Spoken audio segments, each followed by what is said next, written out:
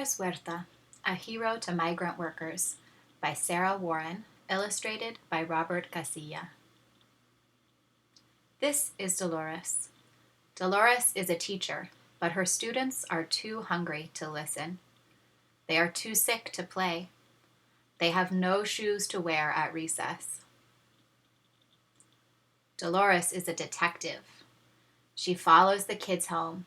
She asks the moms why their kids are hungry and sick. She asks the dads why their children don't have shoes. The parents say their bosses don't pay them enough money for good food or new clothes or a visit to the doctor. These parents work hard. They pick grapes all morning. They pick grapes all afternoon. They pick grapes until night, but they are paid too little and shoes cost too much. Dolores is a friend. The farm workers tell her their troubles. They don't get fresh water. They don't get bathroom breaks. Their hard work is worth more than what they are paid. Friends look out for each other, so Dolores decides to take a stand. Dolores is a warrior. She walks right up to the bosses. She asks them to give the workers rest breaks and to let them stay home when they're sick. She asks each boss to pay the workers enough money for shoes and books and medicine. They say no. The bosses say that if they give the workers more money, they will have to raise the price of the grapes. Then nobody will buy them. This excuse is not good enough. The kids still need food. The kids still need medicine. The kids still need shoes.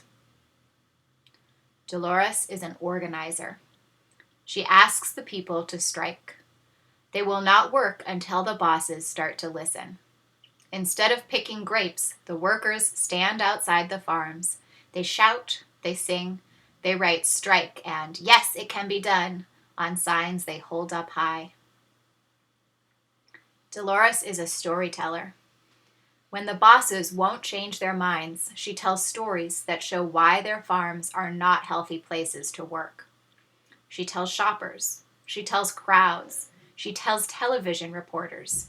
She tells senators, mayors, and governors. Many people listen. Some people don't. Dolores is a peacemaker. She doesn't use violence to make the bosses pay attention. She grabs them with her words. She encourages the workers to use their voices too, until the bosses learn how to be fair. Dolores is a mother. Changing the bosses' minds takes a long time, and she misses her kids. The mothers and fathers on strike miss their kids too. While some workers argue with the bosses, others watch the children play and keep them safe. Dolores is a woman. Some people think she should quiet down and let the men do the talking. Dolores just gets louder. She asks other women to speak up too. Their voices rise up together, booming over the farm, roaring into the city, rumbling across the country. Dolores is a fortune teller. She predicts the future. She tells the bosses that if they don't pay workers well for their hard work, the workers will stop picking the grapes, and the grapes will rot. She tells the bosses that if people hear workers are mistreated, nobody will buy their grapes. All of Dolores's predictions start coming true. The farms become empty. The grapes are left on the vines. Nobody will pick them. Nobody will buy them. Finally, the strikes begin to work. The bosses tell the workers that if they come back, they can take rest breaks. The bosses will raise their pay.